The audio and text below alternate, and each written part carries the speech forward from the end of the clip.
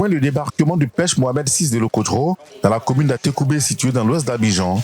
C'est sur ce site que la délégation nigérienne, composée de quelques acteurs du secteur de la pêche, a été reçue pour la découverte des fours terreuils de transformation de l'Organisation des Nations Unies pour l'alimentation et l'agriculture FAO, à travers lesquels les femmes de plusieurs coopératives fument le poisson. Cette immersion vise à permettre aux acteurs de la pêche de ce pays frère à la Côte d'Ivoire de basculer au four ATT avec l'appui de la FAO qui a déjà aidé les marieuses en Côte d'Ivoire afin qu'elles adoptent ce four amélioré. Au départ était la transformation artisanale. Et lorsque nous avions commencé ce processus, on s'est rendu compte que toutes les femmes qui fumaient le poisson, selon la méthode traditionnelle, étaient toutes malades. Pour fumer de manière traditionnelle, il faut entre 8 et 24 heures. Ici, en 2 heures, le poisson est cuit.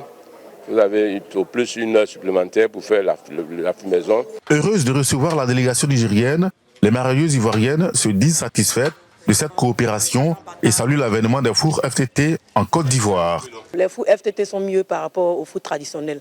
Les petites barriques qu'on fumait dessus là. Par exemple, on prenait le bois des VA. C'était un peu dur pour nous.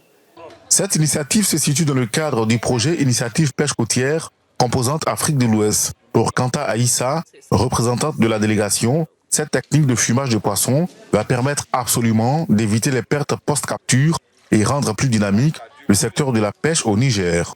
On a eu vraiment les échos avec la FAO que la Côte d'Ivoire a expérimenté les fours.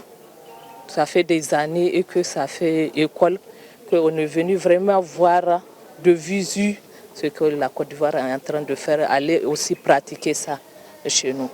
Le volume de production de poissons au Niger, avec l'insécurité alimentée par le terrorisme au niveau des Difa, la plus grande région de production, a connu une baisse. Il tourne désormais autour de 49 000 tonnes par an.